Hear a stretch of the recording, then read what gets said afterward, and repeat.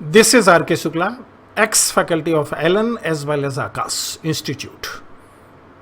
आज हम लोग बात कर रहे हैं नीट 2022 के बारे में।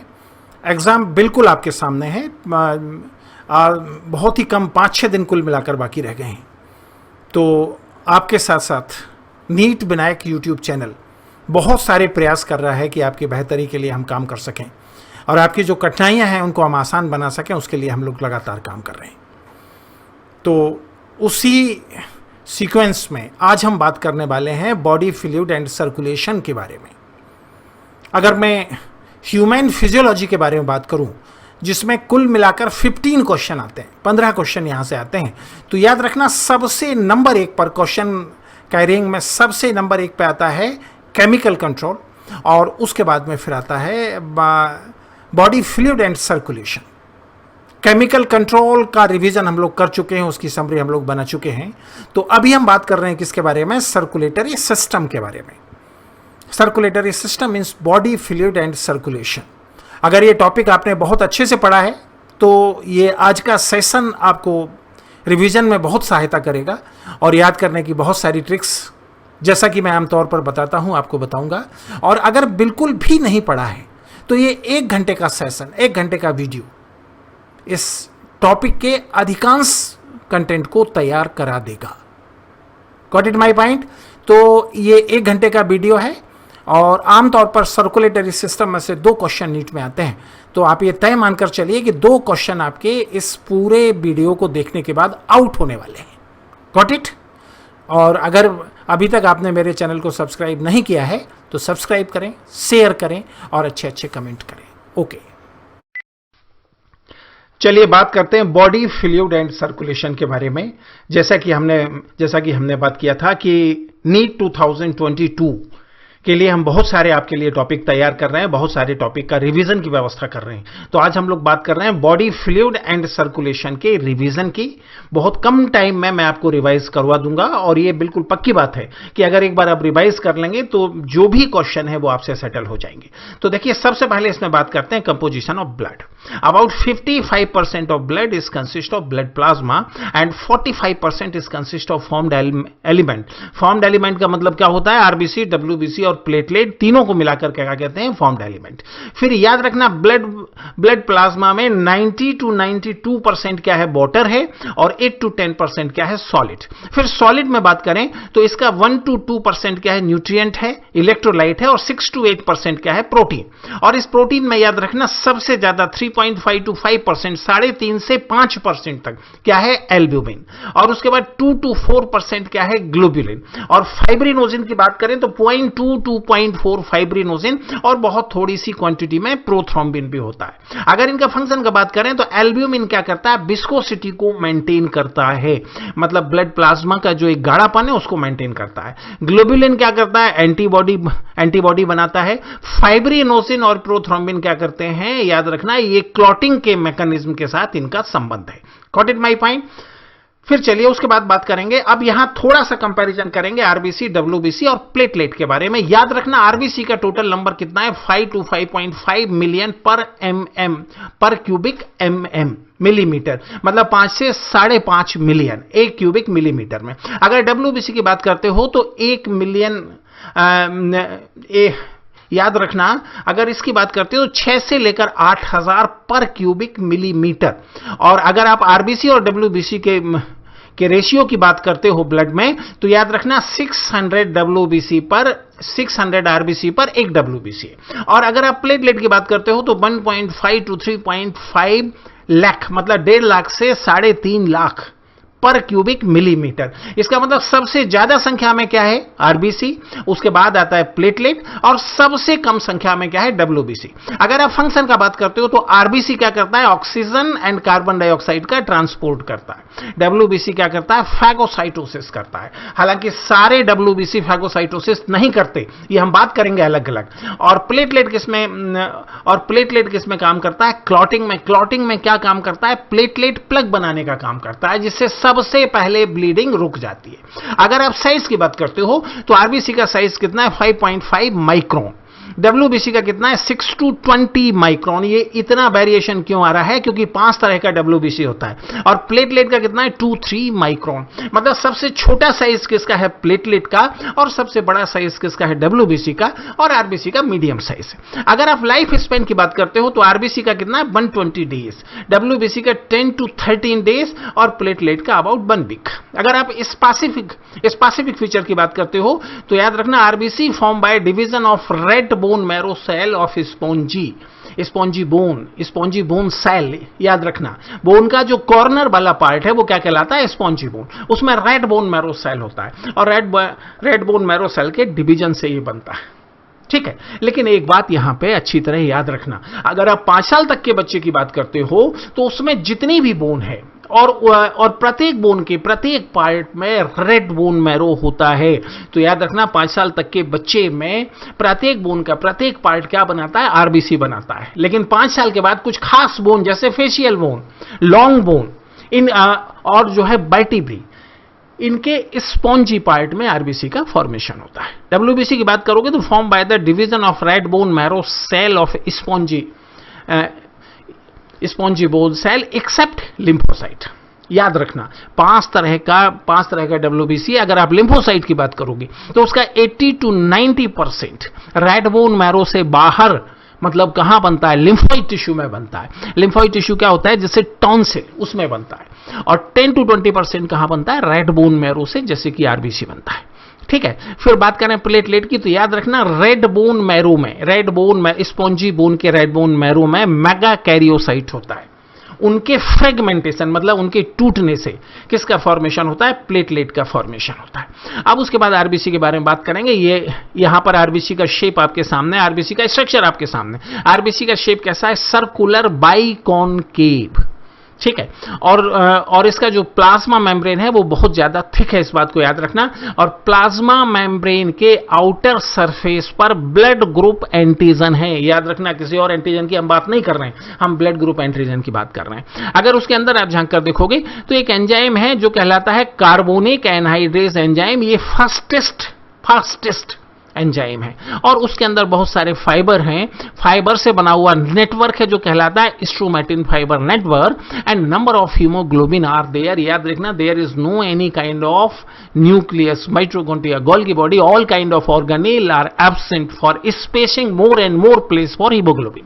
हीमोग्लोबिन को ज्यादा से ज्यादा स्थान देने के लिए ये सारे गायब हो जाएंगे। ठीक है, और एक बात और याद रखना, RBC को हम कॉर्पसेल्स कहते हैं। कॉर्पसेल्स का मतलब क्या है?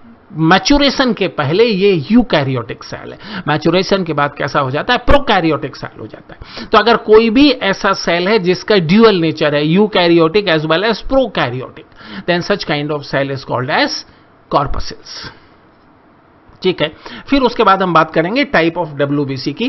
देखो WBC को बेसिकली हम 2 कैटेगरी में डिवाइड करते हैं। पहला यूनिलोब्यूलर न्यूक्लियस, जिसका न्यूक्लियस एक ही लोब से बना होता है।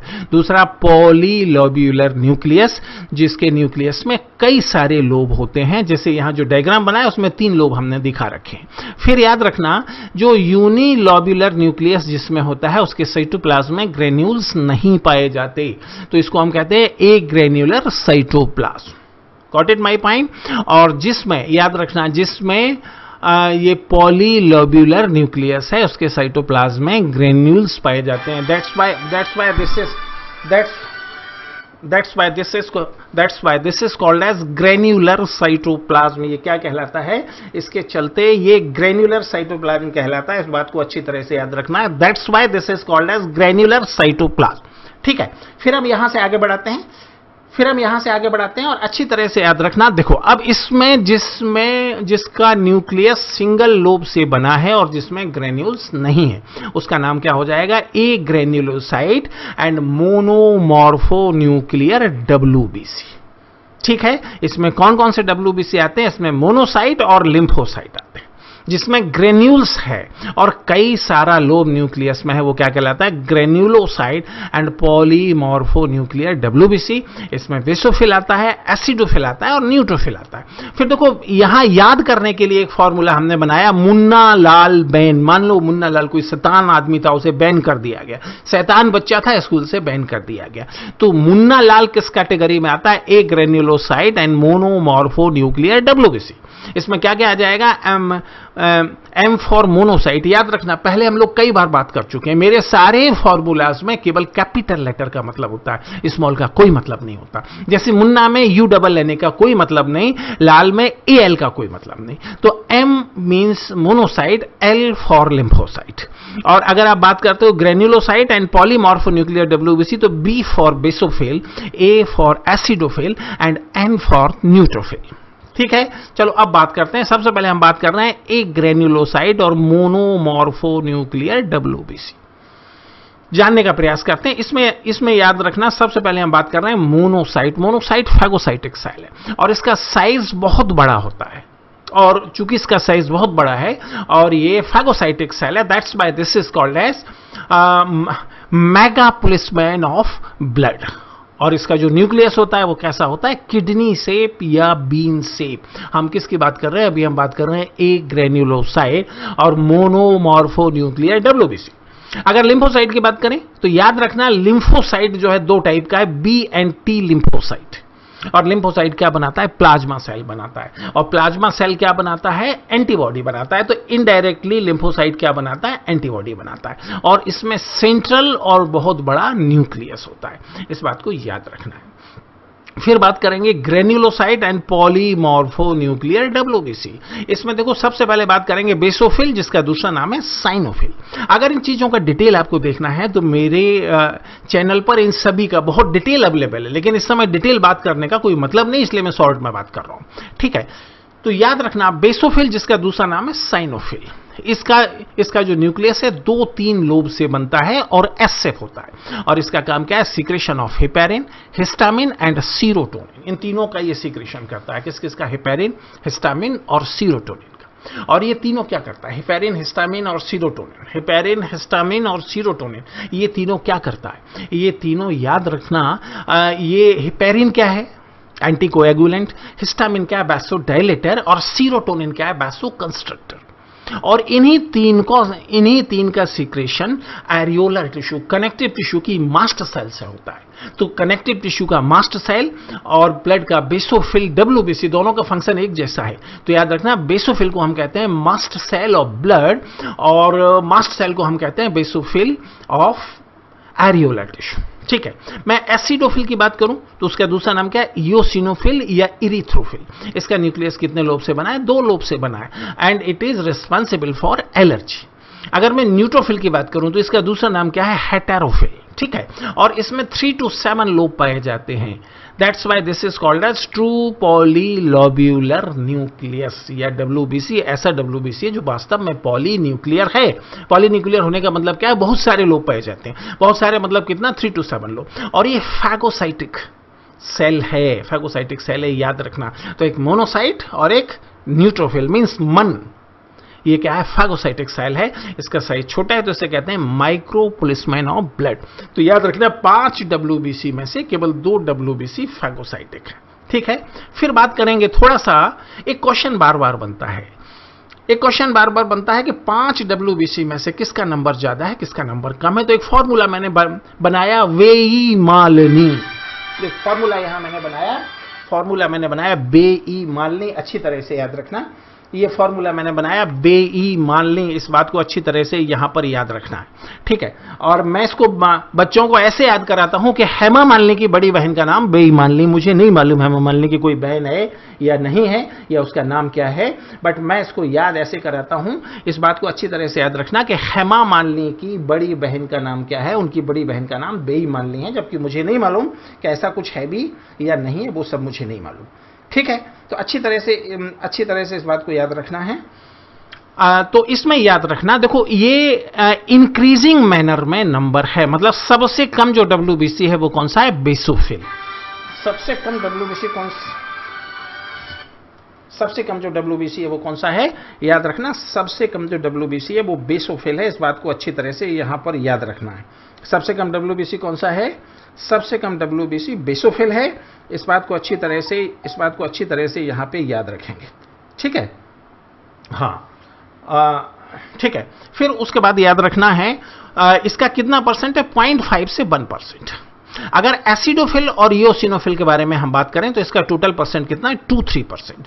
अगर मोनोसाइट के बारे में बात करेंगे तो 6-8%। अगर लिम्फोसाइट के बारे में बात करेंगे तो 20-25%। और अगर न्यूट्रोफिल के बारे में बात करेंगे तो ये मैक्सिमम है 60-65%। ठीक है। तो WBC में याद रखना मिनिमम नंबर किसका है, बेसोफिल का, और मैक्सिमम नंबर किसका है, न्यूट्रोफिल का। Got it my point. चलो, अब उसके बाद ये हमने बात किया डिफरेंट टाइप की सेल के बारे में, ठीक है। अब थोड़ा सा बात करेंगे ब्लड ग्रुप के बारे में, ABO and RH blood group के बारे में बात करेंगे, ठीक है।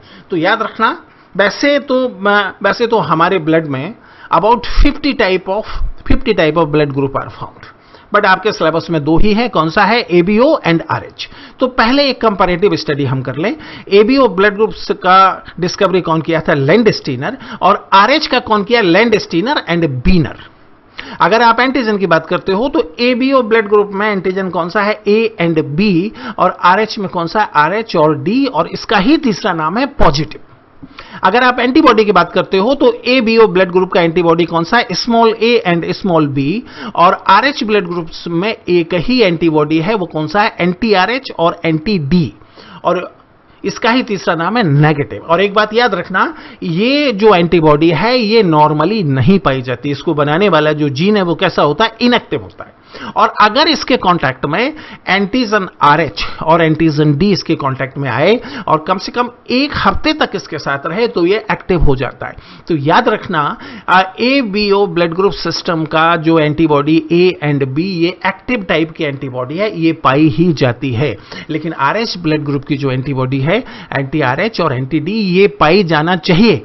जिसका ब्लड ग्रुप RH नेगेटिव है उसमें होना चाहिए, लेकिन आमतौर पर होता नहीं है। इसको बनाने वाला इनएक्टिव जीन होता है। अगर ये जीन एक बार एक्टिव हो जाए, एक्टिव होने की कंडीशन क्या है, एंटीजन RH और D के साथ कम से कम 1 हफ्ते या 10 दिन तक साथ रहे तो ये क्या करेगा, इस जीन को एक्टिव कर देगा। और अगर ये जीन एक्टिव हो जाएगा तो RH एंटीबॉडी बनना शुरू हो जाएगा, लेकिन आमतौर पर ऐसा नहीं होता, ठीक है। इसमें कितना ब्लड ग्रुप है, ABO में 4 ब्लड ग्रुप है, A, B, AB और O, और RH में 2 ही ब्लड ग्रुप है, RH positive and RH negative.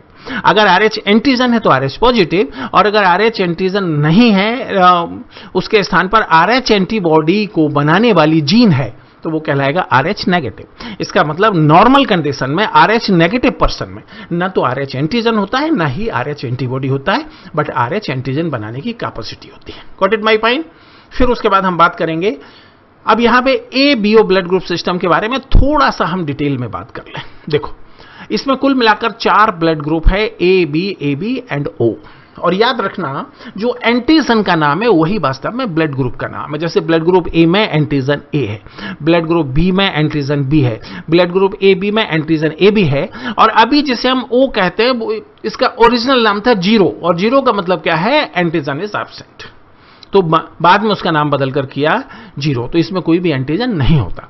अगर एंटीबॉडी की बात करूं तो A ब्लड ग्रुप में एंटीबॉडी कौन सा होगा, एंटी B, B में कौन सा होगा, एंटी A, AB में कोई भी नहीं होगा, और O में एंटी A और एंटी B दोनों होंगे। अब यहां पर एक बात समझ लो, A antibody is phagocytic for antigen A। Got it my point. A जो एंटीबॉडी है वो A एंटीजन जो कि RBC पर पाया जाता है उसको खत्म करने की क्षमता रखती है। इसी तरह से B एंटीबॉडी B एंटीजन को खत्म करने की क्षमता रखती है। तो एंटीजन A और एंटीबॉडी तो एक साथ नहीं हो सकते, अन्यथा ये एंटीबॉडी इस एंटीजन को खा जाएगा। तो अगर एंटीजन A है तो एंटीबॉडी B होगा, अगर एंटीजन B है तो एंटीबॉडी A होगा, अगर एंटीजन A और B दोनों है तो एंटीबॉडी एब्सेंट होगा, और अगर कोई भी एंटीजन नहीं है तो एंटीबॉडी दोनों होंगे। फिर हम बात करते हैं donors group. A blood group का डोनर्स ग्रुप कौन सा है, A एंड O।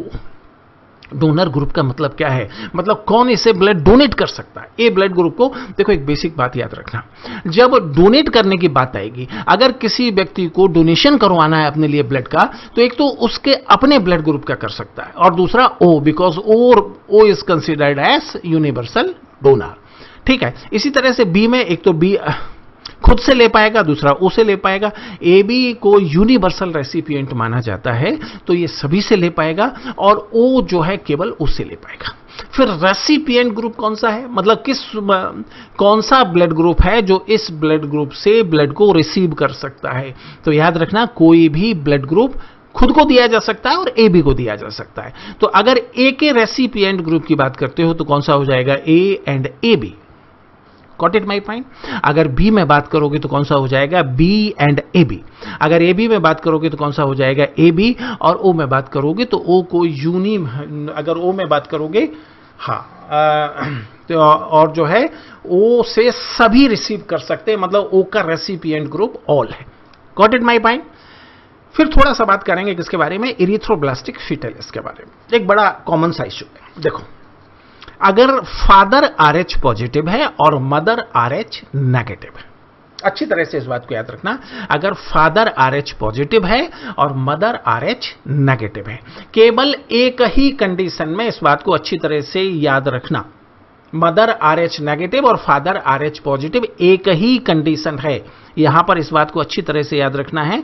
थोड़ा सा यहां पर जो है मिसप्रिंट हुआ है, मैं 1 मिनट में उसको ठीक कर देता हूं।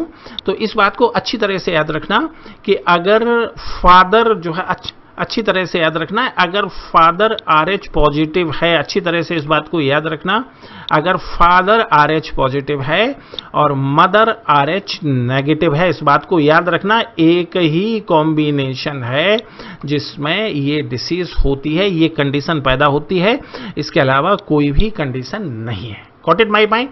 तो याद रखना, अगर फादर RH पॉजिटिव है, मदर RH नेगेटिव है, तो जो है उस केस में जो बच्चा होगा वो कैसे, उसके RH पॉजिटिव होने का चांस कितना होगा, उसके RH पॉजिटिव होने का चांस होगा 94%, मतलब नॉर्मली वो RH पॉजिटिव होगा। यही एक कंडीशन है जिसमें इरिथ्रोब्लास्टिक फीटलिस होता है। फादर RH पॉजिटिव है, मतलब फादर में RH antigen, mother RH negative है, मतलब उसमें RH एंटीबॉडी बनाने की कैपेसिटी वाली जीन है, लेकिन कैसा जीन है, इनएक्टिव जीन। इनएक्टिव जीन होने का मतलब क्या है कि ये अच्छी तरह से याद रखना, इनएक्टिव जीन होने का मतलब क्या, इनएक्टिव जीन होने का मतलब यह है कि ये RH एंटीबॉडी नहीं बना सकता। Capacity of formation of RH antibody, RH antibody बनाने का कैपेसिटी इसमें नहीं पाया जाता। इस बात को अच्छी तरह से याद रखना। Got it my point. ठीक है। इसके अलावा कोई भी कॉम्बिनेशन हो, अगर फादर मदर दोनों RH पॉजिटिव है या दोनों RH नेगेटिव है, या फादर RH नेगेटिव है और मदर RH पॉजिटिव है, तो ये कंडीशन पैदा नहीं होती। इस बात को अच्छी तरह से याद रखना। ठीक है। अब हम बात करते हैं कि आखिर इसमें होता क्या है। तो देखो, जब फर्स्ट प्रेगनेंसी होगी तो देखो, ये मदर के यूटेरस में बच्चा है और ये मैटरनल ब्लड है जिसमें inactive gene for antibody RH। दोनों के बीच में कनेक्शन क्या है, placenta as well as umbilical cord. और प्लेसेंटा याद रखना RH एंटीजन के लिए इम्परमिएबल है, बट RH एंटीबॉडी के लिए कैसा है, परमिएबल है। Got it my point. अगर हम प्लेसेंटा की बात कर रहे हैं तो प्लेसेंटा RH एंटीजन के लिए परमिएबल है, जबकि RH एंटीबॉडी के लिए कैसा है, RH एंटीजन के लिए इम्परमिएबल है, बट RH एंटीबॉडी के लिए परमिएबल है।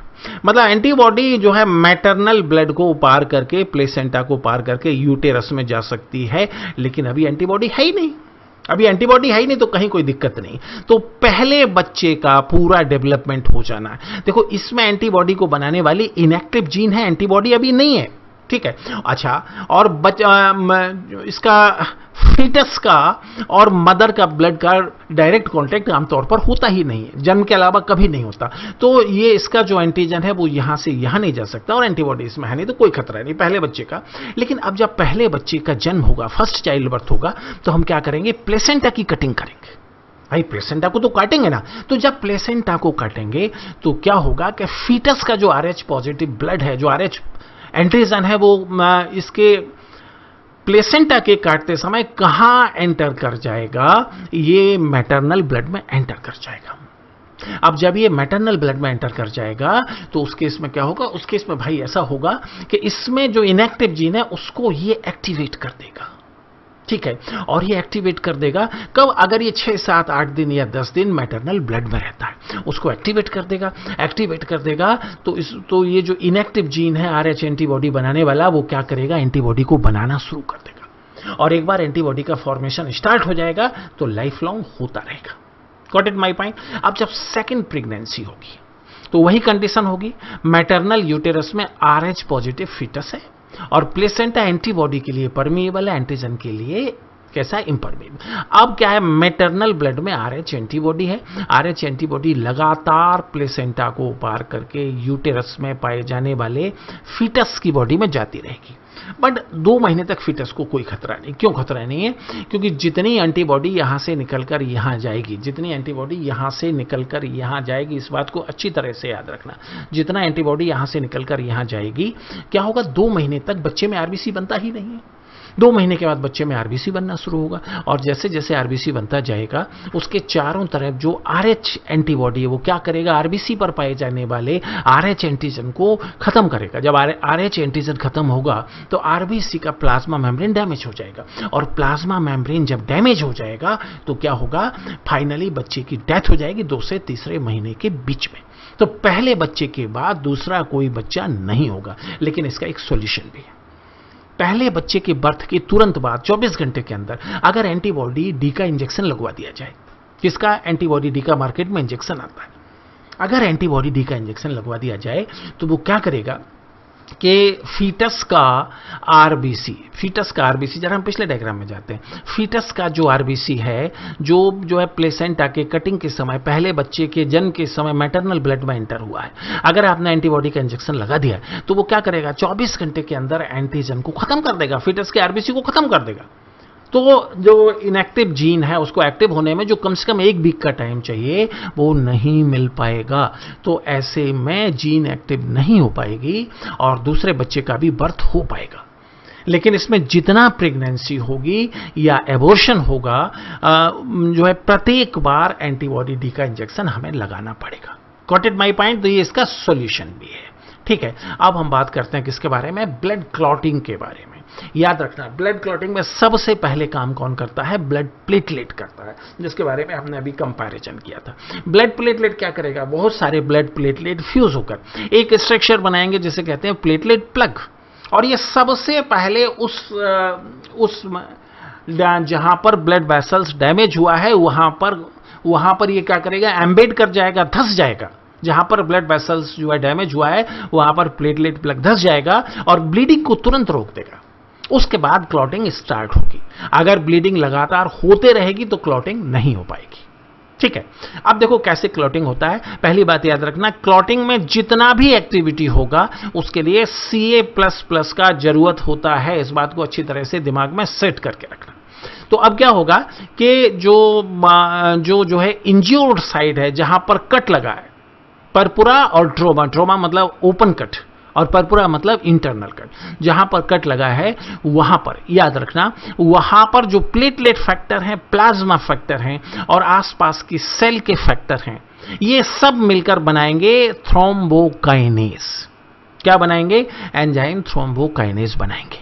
किसके प्रेजेंस में, कैल्शियम के प्रेजेंस में। थ्रोम्बोकाइनेज क्या करेगा, फिर कैल्शियम के प्रेजेंस में प्रोथ्रोम्बिन, हमने बात किया था क्लॉटिंग, जो हमने बात किया था प्लाज्मा प्रोटीन में, prothrombin is called as second clotting factor. Clotting में एक बात याद रखना, सभी फैक्टर इनएक्टिव फॉर्म में पाए जाते हैं।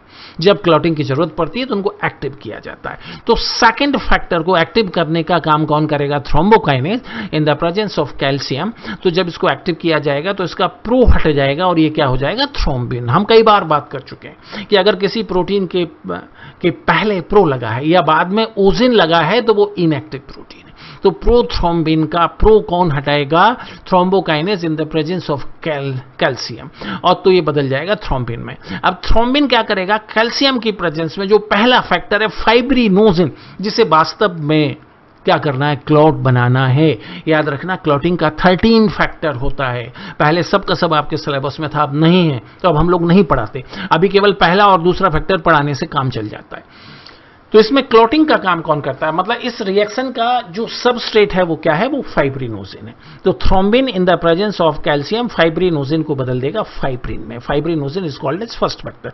फाइब्रिन क्या करेगा, कैल्शियम के प्रेजेंस में ये बना देगा सॉफ्ट क्लॉट, और सॉफ्ट क्लॉट बाद में फाइब्रिन स्टेबिलाइजिंग फैक्टर के प्रभाव से कैल्शियम के प्रेजेंस में किसमें बदल जाएगा, हार्ड क्लॉट में बदल जाएगा। ठीक है, तो मैकेनिज्म ऑफ क्लॉटिंग यहां पर हो जाता है। अब हम बात करेंगे सर्कुलेशन इन एनिमल किंगडम। सबसे पहले याद रखना phylum Porifera, phylum Coelenterata, phylum Ctenophora, इन तीनों में वाटर बेस्ड सर्कुलेटरी सिस्टम होता है। और ब्लड बेस्ड सर्कुलेटरी सिस्टम कहां से स्टार्ट होता है, एनिलिडा से और कॉर्डेटा तक पाया जाता है। और lymphatic system is found only in chordata. ठीक है, थोड़ा सा बात कर लें open and close type of circulation. Open type का सर्कुलेशन मतलब बॉडी कैविटी में क्या भरा हुआ है, ब्लड भरा हुआ है openly, blood vessels are rarely. ठीक है, और अगर बॉडी कैविटी में ब्लड भरा हुआ है तो उसके कंपार्टमेंट क्या कहलाते हैं, साइनस। तो ओपन टाइप का सर्कुलेटरी सिस्टम याद रखना फाइलम एनिलिडा के केवल हिरुडिनेरिया क्लास में, जिसमें लीच आता है। बाकी फाइलम एनिलिडा में कैसा है, क्लोज टाइप का है। फिर फाइलम आर्थ्रोपोडा, फिर फाइलम मोलस्का में कुल मिलाकर 6 क्लास हैं, जिसमें से सेफेलोपोडा को छोड़कर बाकी जो 5 क्लास हैं जिनके एनिमल कहलाते हैं नॉन सेफेलोपोड मोलस्क। और उसके अलावा फाइलम इकाइनोडर्मेटा, फाइलम हेमिकॉर्डेटा और फाइलम कॉर्डेटा का यूरोकॉर्डेटा, इन सब में कैसा सर्कुलेशन है, ओपन टाइप का। और क्लोज टाइप में खास बात क्या है, बॉडी कैविटी में बिल्कुल ब्लड नहीं होता। और इसकी पहचान क्या है, इसकी पहचान है ब्लड कैपिलरी। ओपन टाइप की पहचान क्या है, साइनस, और इसकी पहचान क्या है, ब्लड कैपिलरी। इसका एग्जाम्पल क्या है, phylum Annelida except Hirudinaria, cephalopod mollusc का बेस्ट एग्जाम्पल क्या है, ऑक्टोपस और सीपिया। और उसके बाद phylum Chordata except Urochordata. Got it my point. चलिए अब हम बात करेंगे लोकेशन ऑफ हार्ट। तो यहां पर देखो हमारी बॉडी कैविटी का जो अपर पार्ट है this is called as thoracic cavity. हमने थोरेसिक कैविटी का डायग्राम यहां बनाया, और थोरेसिक कैविटी का जो बेस बनाएगा कौन बनाएगा, डायाफ्राम बनाएगा। इनफैक्ट डायाफ्राम के नीचे वाला एरिया क्या कहलाता है, एब्डोमिनल कैविटी, और डायाफ्राम के ऊपर वाला एरिया क्या कहलाता है, थोरेसिक कैविटी। अब देखो थोरेसिक कैविटी में 1 पेयर ऑफ लंग्स, और दोनों लंग्स के बीच का स्पेस क्या कहलाता है, मीडिया स्ट्रीनम। क्या कहलाता है, मीडिया स्ट्रीनम। और मीडिया स्ट्रीनम में हार्ट पाया जाता है। और हार्ट का एपेक्स कहां फिट होता है, हार्ट का एपेक्स कार्डियक नॉच में फिट होता है, जो कि लेफ्ट लंग का हिस्सा है। Got it my point. फिर बात करेंगे pericardium. Covering of heart is called as pericardium. Pericardium का आउटर लेयर क्या कहलाता है, पैराइटल पेरिकार्डियम। इनर लेयर क्या कहलाता है, विसरल। देखो ये हमने हार्ट का टीएस लिया है, इसमें सेंटर में क्या है, हार्ट है, और चारों तरफ जो ब्लैक कलर से बनाया दिस इज पेरिकार्डियम।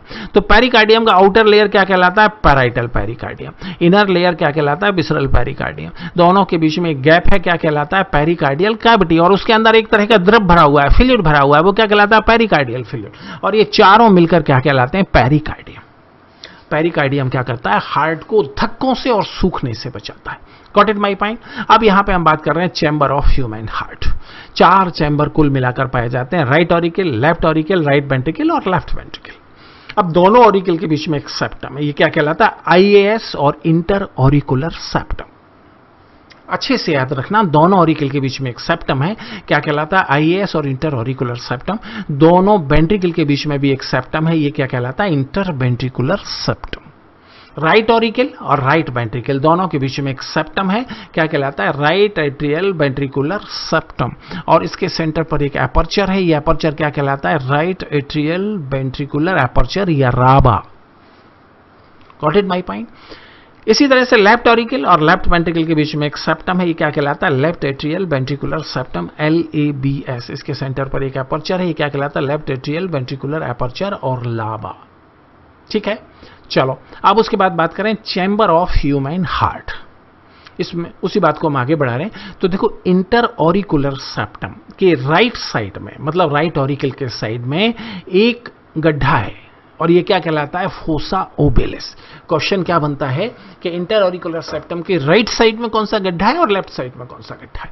तो जो राइट साइड में गड्ढा है वो क्या है, फोसा ओबेलिस, और लेफ्ट साइड में जो गड्ढा है फोसा ल्यूनाटा। और एम्ब्रियो में यहां पर गड्ढों की बजाय एक एपर्चर है जिसका नाम है फोरामेन ओवेल, और उसका रेमिनेंट, उसका बचा हुआ हिस्सा फोसा ओबेलिस और फोसा ल्यूनाटा है। Got it. फिर देखो राइट ऑरिकुलो वेंट्रिकुलर जो एपर्चर है उसके ऊपर एक 3 कस्प से बना हुआ बेल्ब है।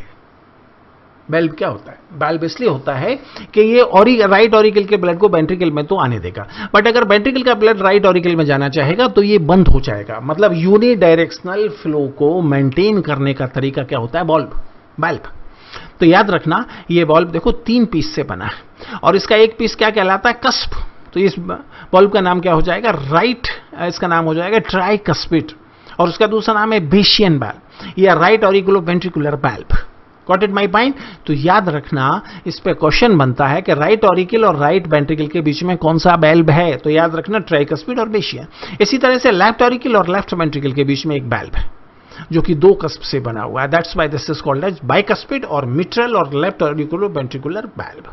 ठीक है, फिर हम थोड़ा सा कुछ और चीजों की बात कर रहे हैं। देखो ऑरिकल की जो बॉल है, अब देखो ऑरिकल की ये पतली बॉल है, वेंट्रिकल की थिक मोटी बॉल। तो ऑरिकल की जो पतली बॉल है this is called as musculi pectinati और ट्रेबिक्यूली, और वेंट्रिकल की जो थिक बॉल है this is called as columnae carneae और trabeculae carneae, thick wall of ventricle. याद रखना, ऑरिकल की थिन बॉल क्या कहलाती है? मस्कुलाइ पेक्टिनिटी और ट्रेबिक्यूली, और वेंट्रिकल की थिक बॉल क्या कहलाती है? कॉलमनी कॉर्नी और ट्रेबिक्यूली कॉर्नी। फिर याद रखना, कस्पिड बल्ब के प्रत्येक कस्प से एक धागे जैसा स्ट्रक्चर निकलता है, ये देखो, और ये धागे जैसा स्ट्रक्चर क्या कहलाता है? कॉर्डी टेंडनी। फिर कॉर्डी टेंडनी से एक मसल्स यहां पर जुड़ा है जो क्या कहलाता है? Papillary muscles. Only one type of smooth muscles in heart, all another muscles are cardiac muscles. ठीक है, तो ये पैपिलरी मसल्स, और पैपिलरी मसल्स किससे जुड़ जाता है? कॉलमनी कॉर्नी से। तो देखो ये एक सिस्टम बना, कहां से चालू हो रहा है? कस्प, उसके बाद क्या है? कॉर्डी टेंडनी, उसके बाद पैपिलरी मसल्स, उसके बाद क्या है? कॉलमनी कॉर्नी, और ये चारों मिलकर क्या करते हैं? बाइकस्पिड और ट्राइकस्पिड बल्ब का ओपनिंग और क्लोजिंग करते हैं। ठीक है, फिर थोड़ा सा और बात करें। अब उसके बाद बात करेंगे कनेक्शन ऑफ हार्ट। देखो, अगर मैं राइट ऑरिकल की बात करूं तो इसमें 3 कनेक्शन है। ये पहला कनेक्शन क्या है? Precaval. Impure blood right auricle में आता है, 3 ब्लड वेसल से आता है। पहला प्री केबल, जिसकी ओपनिंग पर कोई भी बल्ब नहीं होता। दूसरा पोस्ट केबल, ये बॉडी के पोस्टीरियर पार्ट का इम्प्योर ब्लड कहां लाता है? राइट ऑरिकल में लाता है। जबकि प्री केबल कहां से लाता है? Neck, head, shoulder and arm. Post caval की ओपनिंग पर एक वेस्टिजियल बल्ब है जिसका नाम है वेस्टिजियल यूस्टेकियन बल्ब। और तीसरा यह है कोरोनरी साइनस। ये कोरोनरी साइनस कहां से ब्लड लाता है? ये हार्ट की मसल से इम्प्योर ब्लड यहां पर लाता है, और इसकी ओपनिंग पर एक बल्ब है जिसका नाम है थिवेशियन बल्ब। ये राइट वेंट्रिकल, इसका एक ही कनेक्शन है, कौन सा है? पल्मोनरी आर्टरी, और इसकी ओपनिंग पर 3 सेमिलुनर बल्ब होते हैं। पल्मोनरी आर्टरी ऊपर जाकर right and left pulmonary artery में स्प्लिट हो जाता है। Right pulmonary artery right ventricle का इम्प्योर ब्लड कहां ले जाता है? राइट लंग में, और लेफ्ट पल्मोनरी आर्टरी कहां ले जाता है? लेफ्ट लंग में। ठीक है, फिर अगर लेफ्ट ऑरिकल की बात करें तो इसमें 1, 2 या 4 पल्मोनरी वेन यहां पर आकर जुड़ जाती हैं, खुल जाती हैं। कहां से आती हैं? लंग्स से आती हैं। नाम उनका वेन है, बट कैसा ब्लड लेकर आती हैं? ऑक्सीजनेटेड और प्योर ब्लड। और इनकी ओपनिंग क्या कहलाती है? ऑस्टिया, और ऑस्टिया पर बल्ब नहीं पाए जाते। अगर मैं लेफ्ट वेंट्रिकल की बात करूं तो यहां से क्या निकलता है? Caroticosystemic aorta. ये लेफ्ट साइड में मुड़ता है, that's why this is called as left caroticosystemic aorta. ठीक है, और इसकी ओपनिंग पर भी 3 सेमिलुनर बल्ब होते हैं। इस बात को अच्छी तरह से याद रखना है। ठीक है, अब उसके बाद हम बात करेंगे कार्डियक साइकिल के बारे में। देखो, सिस्टोल का मतलब क्या होता है? कॉन्ट्रैक्शन, पिचकना। डायस्टोल का मतलब क्या होता है? रिलैक्सेशन और फैलना। ठीक है, और डायस्टोल और सिस्टोल मिलाकर क्या कहलाता है? Cardiac cycle. Cardiac cycle, this is R K Shukla at NEET Vinayak YouTube channel. अगर अभी तक आपने मेरे चैनल को सब्सक्राइब नहीं किया है तो सब्सक्राइब करें, शेयर करें और अच्छे कमेंट करें। अब देखो, कार्डियक साइकिल कितने टाइम में पूरा होता है? 0.8 सेकंड में पूरा होता है। कितने टाइम में पूरा होता है? 0.8 सेकंड में। ठीक है, और ये 2 साइकिल से मिलकर बना है, ऑरिकुलर साइकिल और वेंट्रिकुलर साइकिल। ऑरिकुलर साइकिल का भी टाइम कितना है? 0.8 सेकंड। 0.8 सेकंड मतलब 1 सेकंड से कम। और वेंट्रिकुलर साइकिल का टाइम भी कितना है? 0.8 सेकंड। और ये दोनों साइकिल साइमल्टेनियस हैं, तो ऑरिकुलर साइकिल और वेंट्रिकुलर साइकिल दोनों का मिला जुला टाइम भी कितना होगा? 0.8 second. Got it my point? तो अगर एक कार्डियक साइकिल 0.8 सेकंड में हो जाती है तो 60 मिनट तो मतलब 60 सेकंड या 1 मिनट में कितनी कार्डियक साइकिल होंगी? 70 to 75 कार्डियक साइकिल होगी, and this is called as heart beat rate. Got it my point? अब पहले हम बात करें किसके बारे में? Auricular cycle. ऑरिकुलर साइकिल में पहले क्या होगा? ऑरिकुलर सिस्टोल, और ये 0 से लेकर 0.1 सेकंड के बीच में हो जाएगा, ऑरिकुलर सिस्टोल। उसके बाद क्या होगा? ऑरिकुलर डायस्टोल, और ये 0.1 से 0.8 सेकंड के बीच में होगा।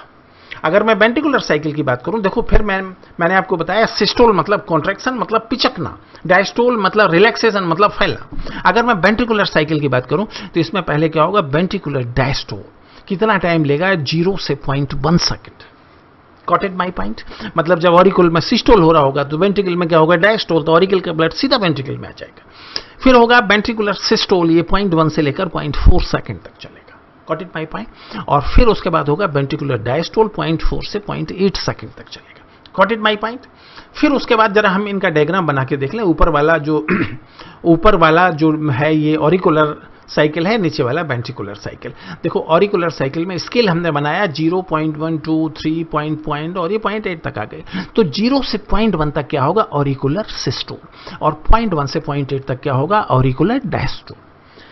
अगर वेंट्रिकल की बात करेंगे तो वेंट्रिकल में 0 से लेकर 0.1 तक क्या होगा? वेंट्रिकुलर डायस्टोल, और 0.1 से लेकर 0.4 तक क्या होगा? वेंट्रिकुलर सिस्टोल, एंड 0.4 से लेकर 0.8 तक क्या होगा? Ventricular diastole.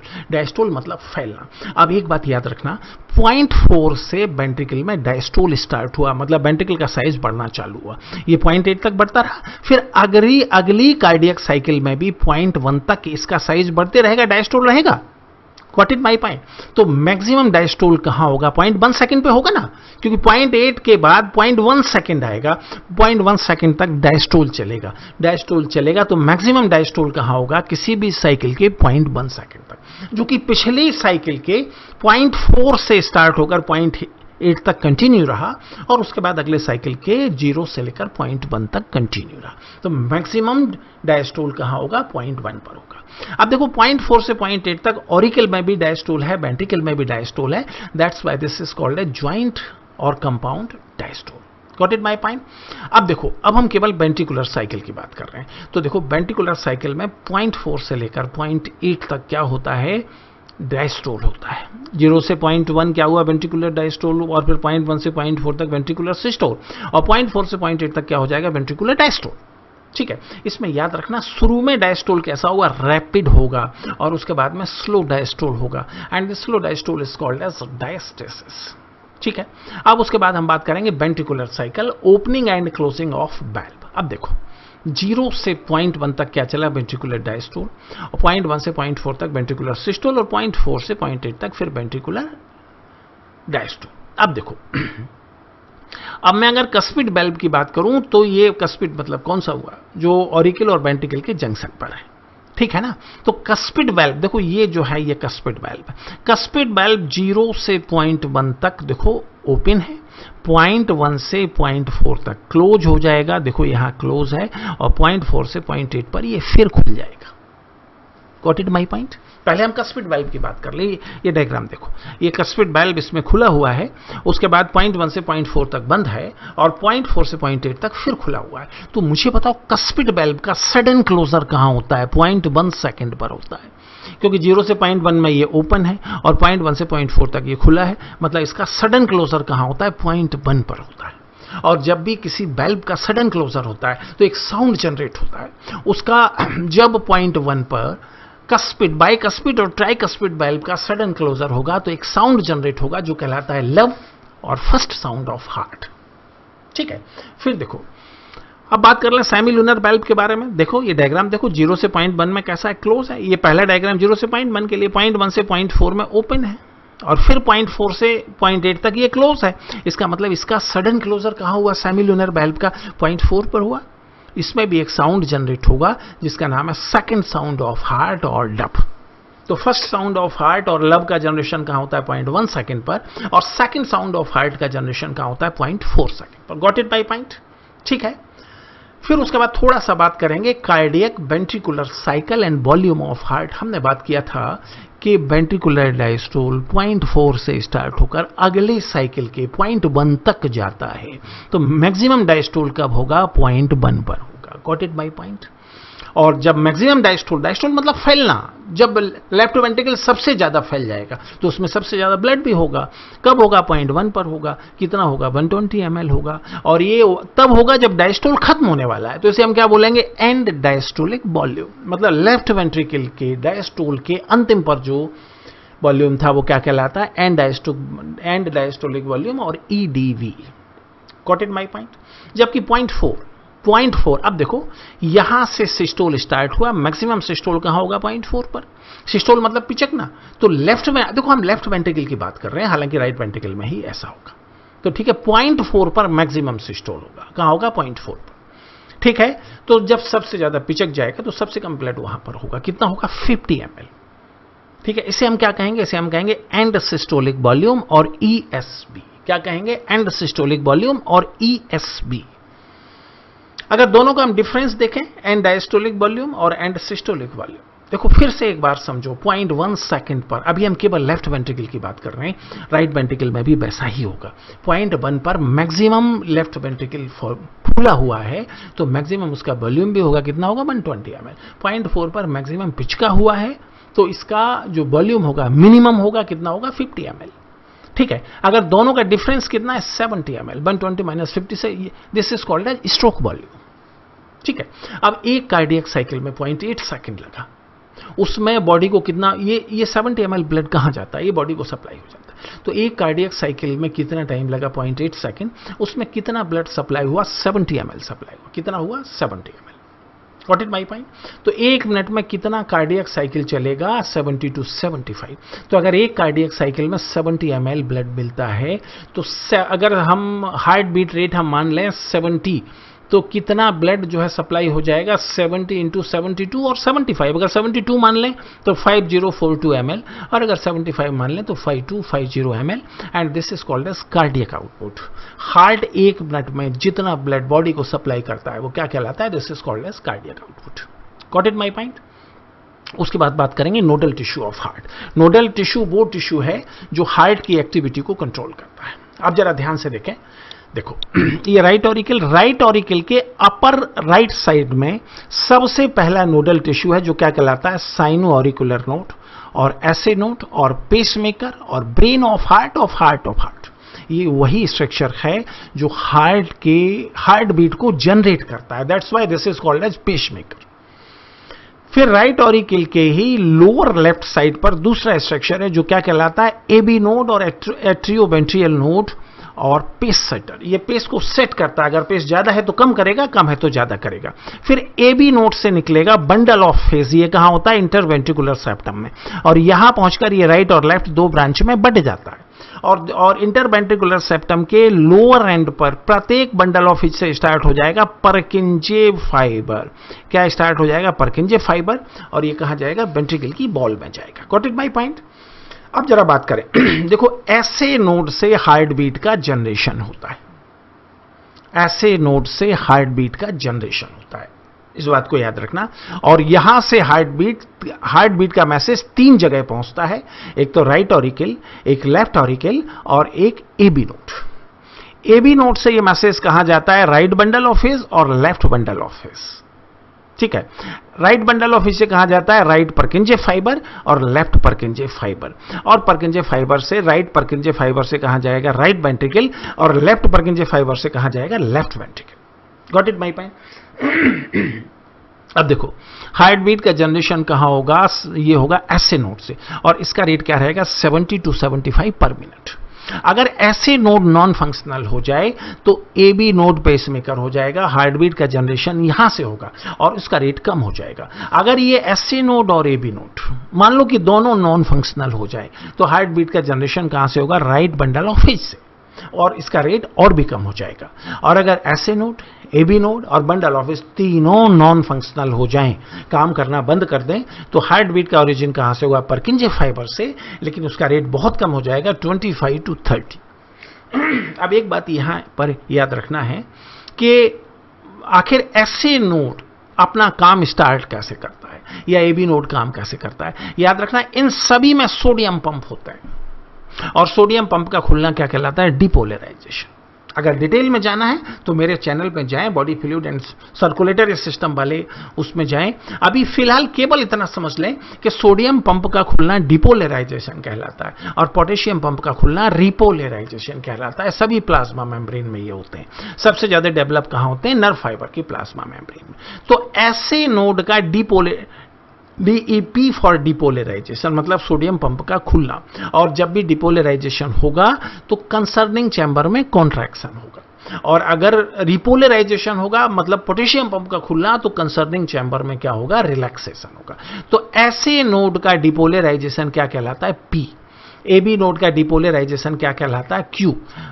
Bundle of face, दोनों bundle of face, right and left bundle of face का डिपोलराइजेशन क्या कहलाता है? R। और राइट एंड लेफ्ट परकिंजे फाइबर का जो है डिपोलराइजेशन S कहलाता है और रिपोलराइजेशन T कहलाता है। देखो फिर से एक बार सुनो, प्लाज्मा मेम्ब्रेन में पाए जाने वाले सोडियम पंप का खुलना मतलब डिपोलराइजेशन। इसका डिटेल हम पढ़ेंगे कहां? नर्वस सिस्टम में। और सोडियम पंप पहले खुलेगा, उसके बाद बंद हो जाएगा, फिर क्या खुलेगा? Potassium pump. सोडियम पंप का खुलना डिपोलराइजेशन, पोटेशियम पंप का खुलना रिपोलराइजेशन। इन सभी जगह SA node, AB node, bundle of Purkinje fiber में डिपोलराइजेशन भी होगा और रिपोलराइजेशन भी होगा। बट हमारी मशीन ऐसे नोड, एबी नोड और बंडल ऑफ के केवल डिपोलराइजेशन का मेजरमेंट करती है, जबकि पर्किंजे फाइबर के डिपोलराइजेशन और रिपोलराइजेशन दोनों का मेजरमेंट करती है। Got it my point?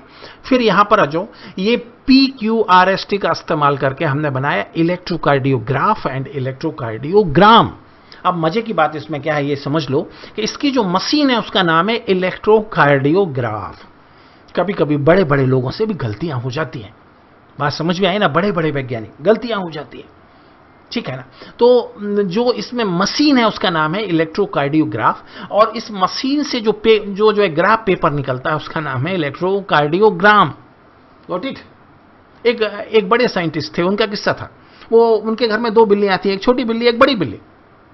बड़ा मजेदार किस्सा है, ठीक है? तो वो एक बार बाहर जा रहे थे साइंटिस्ट, तो उन्होंने एक कारीगर को बुलाया, बोले इसमें 2 छेद करो, एक से बड़ी बिल्ली, एक बड़ा छेद एक छोटा छेद, एक से बड़ी बिल्ली अंदर जाएगी दूसरे से छोटी बिल्ली अंदर जाएगी।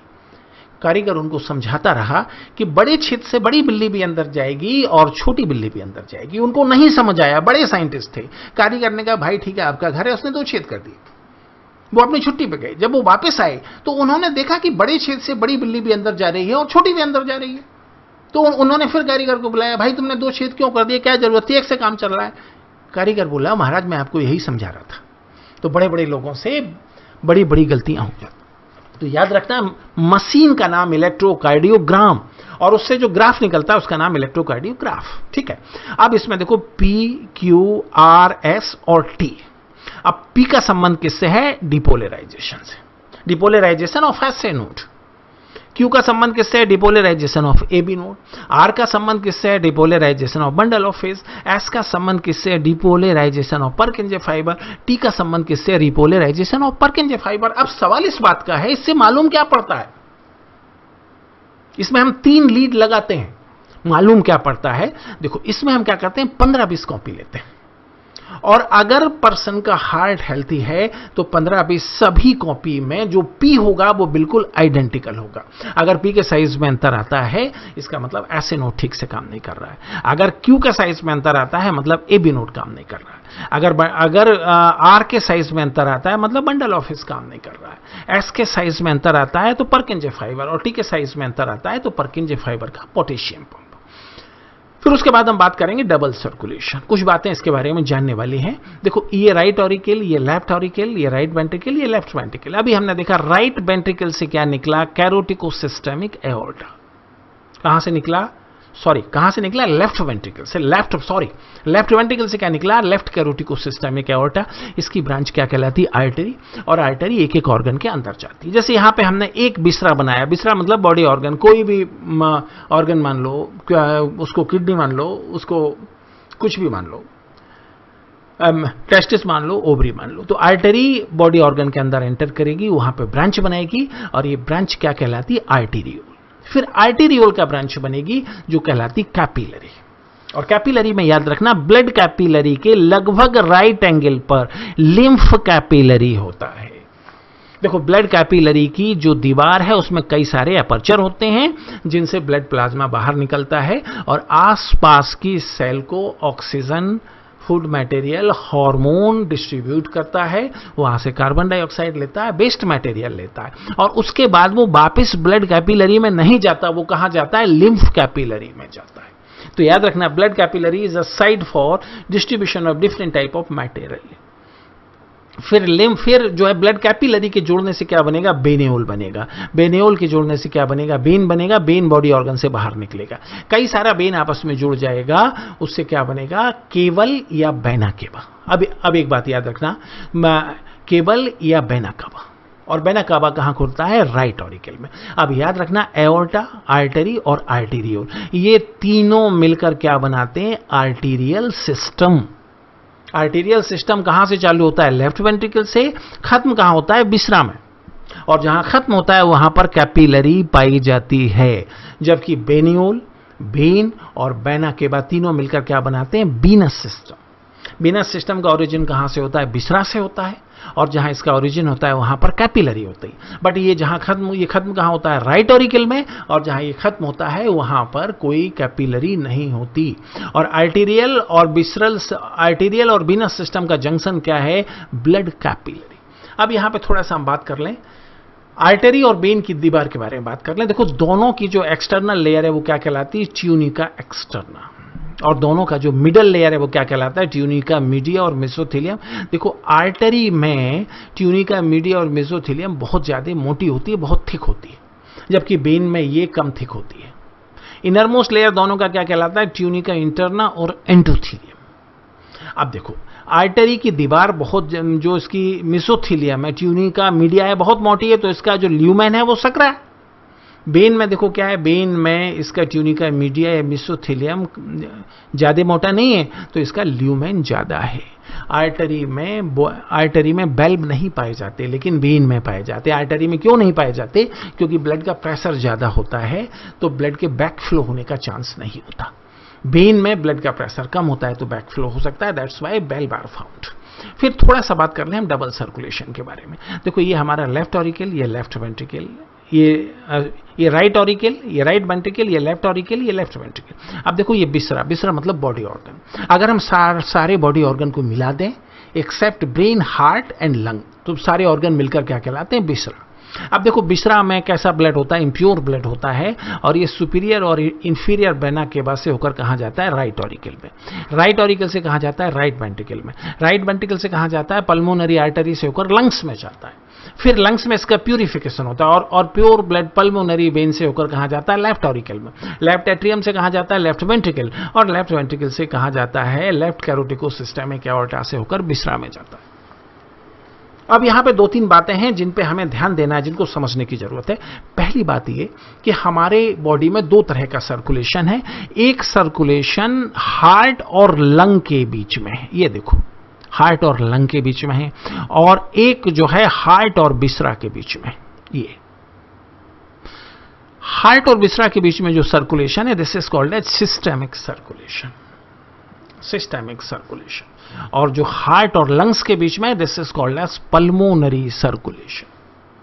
और दो तरह के सर्कुलेशन का पाया जाना क्या कहलाता है? Double circulation.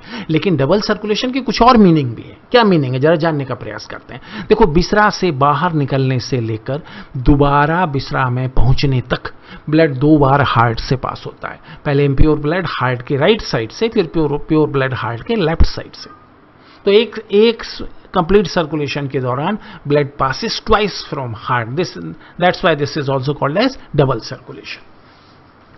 एक मतलब और भी है, एक मतलब यहां पे और भी है कि दो तरह की ब्लड वेसल्स पाई जाती है, arterial system as well as venous system. Arterial system for oxygenated or pure blood except pulmonary artery, and venous system for deoxygenated or impure blood except pulmonary vein. ठीक है, अब थोड़ा सा बात कर लें बेन एंड पोर्टल वेन के बारे में। बार बार इसके बारे में क्वेश्चन आता है, थोड़ा सा डिस्कशन कर लें।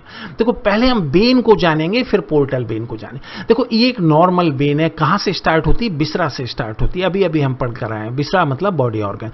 खत्म कहां होता है? हार्ट में। हार्ट में कहां खत्म होता है? राइट ऑरिकल में। अब बिस्रा में इसका स्टार्ट किससे होता है? कैपिलरी से। कैपिलरी के जुड़ने से वेन बनता है और ये हार्ट में खत्म हो जाता है, हार्ट के राइट ऑरिकल में खत्म हो जाता है। अब पोर्टल वेन की बात करें, पोर्टल वेन का भी स्टार्ट कहां से होता है? बिस्रा में, मतलब एक बॉडी ऑर्गन में, और वहां कैपिलरी में खत्म होता है। लेकिन हार्ट में जाने के बजाय ये दूसरे बॉडी ऑर्गन में जाकर खत्म हो जाता है, और जहां खत्म होता है वहां पर भी कैपिलरी है। इसका मतलब पोर्टल वेन का इनिशिएशन और टर्मिनेशन दोनों कैपिलरी में हो रहा है, और इनिशिएशन और टर्मिनेशन दोनों बिस्रा में हो रहा है। मतलब हार्ट में जाने के बजाय ये कहां जा रहा है? दूसरे बॉडी ऑर्गन में जा रहा है। तो अगर ऐसा कोई वेन है जिसके दोनों साइड में कैपिलरी है, दोनों साइड में बिस्रा है, तो ऐसा वेन क्या कहलाता है? Portal vein. अब इसका कुछ एग्जाम्पल समझ लो। सबसे अच्छा एग्जाम्पल कौन सा? Hepatic portal vein. ठीक है, देखो हेपेटिक पोर्टल वेन का ओरिजिन कई सारी जगह से होता है। जैसे स्टमक से एक वेन निकलती है, गैस्ट्रिक वेन। स्प्लीन से निकलता है लीनियक वेन, पैंक्रियाज से निकलता है पैंक्रिएटिक वेन, इंटेस्टाइन से निकलता है टू इंटेस्टाइनल और मिसेंटेरिक वेन। इन पांचों वेन का याद रखना, इंटेस्टाइनल वेन दो है, एंटीरियर मिसेंटेरिक और पोस्टीरियर मिसेंटेरिक। तो कुल मिलाकर ये पांच हो जाती, पांचों का फ्यूजन होता है जिससे बनता है हेपेटिक पोर्टल वेन। ये कहां खुल जाता है? ये लीवर में खुल जाता है। Got it my point? कहां खुल जाता है? लीवर में। और इसका ऑब्जेक्टिव क्या है? और बाद में ये कैपिलरी जुड़ जाएंगी जिससे क्या बनेगा? हेपेटिक वेन बनेगा। इसका ऑब्जेक्टिव क्या है? स्टमक, स्प्लीन, पैंक्रियाज और इंटेस्टाइन, इन सभी में डाइजेस्टेड फूड मटेरियल कुछ ना कुछ होता है। सबसे ज्यादा इंटेस्टाइन में होता है। तो इस फूड मटेरियल में जितना रिक्वायर्ड है उसको सर्कुलेशन में कंटिन्यू रखा जाए, बाकी को लीवर में स्टोर कर दिया जाए, तो यहां से निकलकर ये यहां पहुंच जाएगा। ये हो जाएगा हेपेटिक पोर्टल सिस्टम। अब थोड़ा बात कर लें कहां कहां पाया जाता है। तो हमारा फॉर्मूला है कॉर्डेटा का। कॉर्डेटा में कितनी कैटेगरी होती है? 8 कैटेगरी। यूसीसी परम, U for Urochordata, C for Cephalochordata, अगला C Cyclostomata, then Pisces, Amphibia, Reptilia, Aves और मैमेलिया। मेरे एनिमल किंगडम के नोट्स में ऐसे कई सारे फॉर्मूलाज हैं, तो अगर आप चाहो तो वहां से आप देख सकते हो। तो याद रखना हेपेटिक पोर्टल सिस्टम यूरोकॉर्डेटा को छोड़कर बाकी सारे कॉर्डेट में हो जाता है। मतलब ये सेफेलोकॉर्डेटा से शुरू होगा, मैमेलिया तक होगा। ऐसे ही रीनल पोर्टल सिस्टम है जिसका संबंध किडनी से है, वो पाइसेस, एम्फीबिया और रेप्टिलिया में पाया जाता है। एबीज में भी है लेकिन बेस्टिजियल है, मैमेलिया में एक्सक्लूसिवली एब्सेंट है। तीसरा portal system hypothalamo hypophysial portal system किसमें होता है? मैमेलिया में होता है। इन सभी पोर्टल सिस्टम का डिटेल आपको मेरे यूट्यूब चैनल पर मिल जाएगा। कहां पर? सर्कुलेटरी सिस्टम की प्लेलिस्ट में, NEET Vinayak my YouTube channel. अगर अभी तक सब्सक्राइब नहीं किया है तो सब्सक्राइब करें, शेयर करें, ऐसे बहुत सारे वीडियो आपको मिलने वाले हैं। Got it? चलिए अब आगे बढ़ते हैं। अब थोड़ा सा बात करेंगे न्यूरल कंट्रोल ऑन हार्ट। देखो हमारा हार्ट मायोजेनिक हार्ट है। हार्ट पे प्राइमरी कंट्रोल किसका है? एसए नोड का है। उसके अलावा एबी नोड का, बंडल ऑफ स्पर्केंजे फाइबर, ये चारों वास्तव में हार्ट की मसल्स हैं। बट हार्ट की मसल्स ऐसी हैं जिनके ओरिजिन के समय नर्व फाइबर के कंटेंट भी उनमें मिल जाते हैं। तो हमारा हार्ट कैसा? मायोजेनिक हार्ट है। नॉन कॉर्डेट का हार्ट कैसा होता है? न्यूरोजेनिक होता है। मायोजेनिक का मतलब क्या है? हार्ट बीट को स्टार्ट करना और टर्मिनेट करना किसका काम है? हार्ट के नोडल टिश्यू का। हार्ट जो कि हार्ट की मसल्स है, बट उसको कम ज्यादा करने का काम दूसरे लोग भी करते हैं। जैसे ये हमने बनाया, ये हमने बनाया मेडुला ऑब्लोंगेटा। ये जो है मेडुला ऑब्लोंगेटा, ठीक है। और ये हमने बनाया sympathetic nervous system. Sympathetic nervous system, ये मेडुला ऑब्लोंगेटा, और ये हमने बनाया ऑटोनॉमिक नर्वस सिस्टम। आप देखो मेडुला ऑब्लोंगेटा में कार्डियक सेंटर है, और कार्डियक सेंटर दो है, acceleratory centre and modulatory centre. This is for acceleration and this is for modulation. Acceleratory जो सेंटर है ये किससे जुड़ जाएगा? सिंपैथेटिक नर्वस सिस्टम से। और सिंपैथेटिक नर्वस सिस्टम क्या करेगा? हार्ट बीट को इंक्रीज करेगा। इंक्रीज करने का मतलब यह है अगर ये कम हो रहा है या इसको बढ़ाने की जरूरत तो इंक्रीज कर देगा। जब हार्ट बीट को जिस काम से बढ़ाया गया था वो काम कंप्लीट हो गया। जैसे एक छोटा सा एग्जांपल मैं देता हूं। मान लो आप सड़क पर जा रहे हो और 2-4 कुत्ते आपके पीछे पड़ जाते हैं। अब आप क्या करोगे? अरे जो करेगा कुत्ता करेगा, आप ज्यादा कुछ नहीं कर पाओगे। लेकिन अगर आप करने की स्थिति में होगे तो क्या करोगे? या तो कुत्ते को मारोगे या भागने की कोशिश करोगे। कुत्ते को मारने के लिए, भागने के लिए, दोनों के लिए आपको हाई हार्ट बीट रेट का जरूरत है।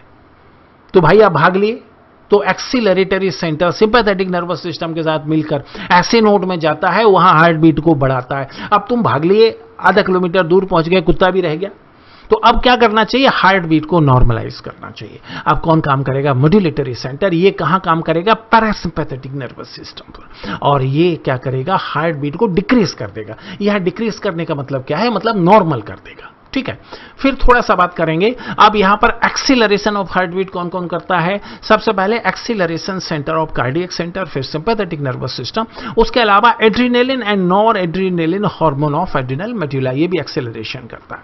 और मॉड्यूलेशन का काम कौन करता है? Modulatory centre of cardiac centre of brain, parasympathetic nervous system और एसिटाइल कोलिन। ठीक है, अब यहां पे हम बात कर लें हार्ट की डिसीज के बारे में। तो याद रखना, हार्ट बीट का बढ़ जाना मतलब टैकीकार्डिया, हार्ट बीट का कम हो जाना मतलब ब्रेडिकार्डिया, बीपी का बढ़ जाना मतलब हाइपरटेंशन, और बीपी का कम हो जाना मतलब हाइपोटेंशन। कॉटेड my point? फिर से एक बार देखो, हार्ट बीट का बढ़ जाना टैकीकार्डिया, कम हो जाना ब्रेडिकार्डिया, बीपी का बढ़ जाना हाइपरटेंशन, बीपी का कम हो जाना हाइपोटेंशन। अब टैकीकार्डिया और हाइपरटेंशन के लक्षण लगभग एक जैसे हैं।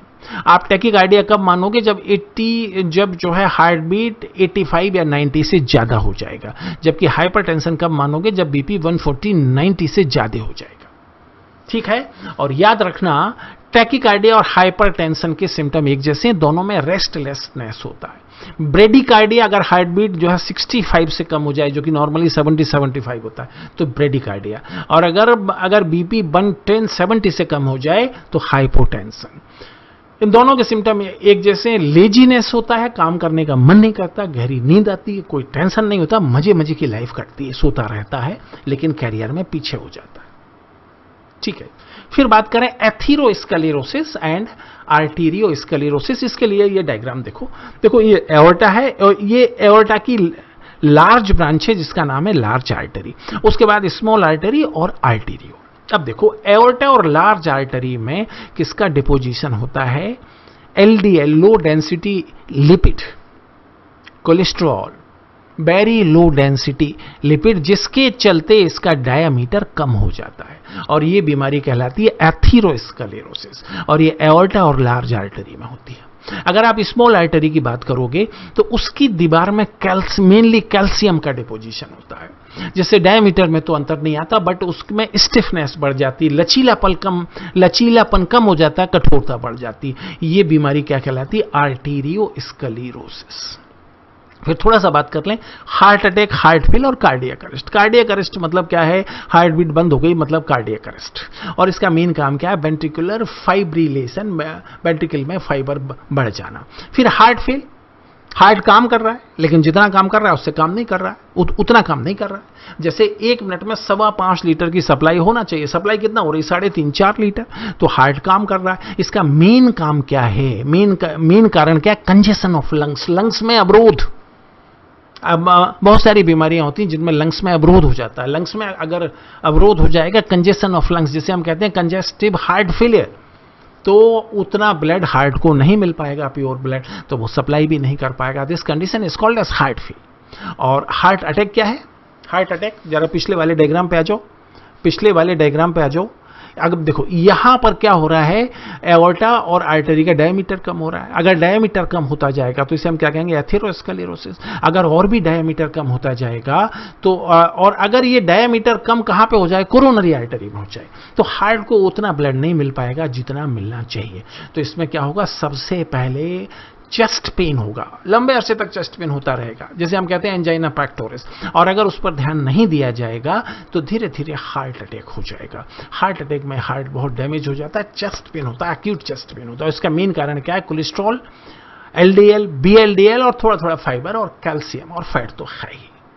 ठीक है, so this is all and over about circulatory system. Circulatory system में जितना हमें डिस्कस करना था हमने कर लिया है। आगे हम बात करेंगे दूसरे चैप्टर के बारे में, और मेरा दावा है बहुत थोड़े से समय में अगर आप इसको करते हो तो बहुत अच्छे ढंग से आप तैयार कर लोगे, आपका रिवीजन हो जाएगा।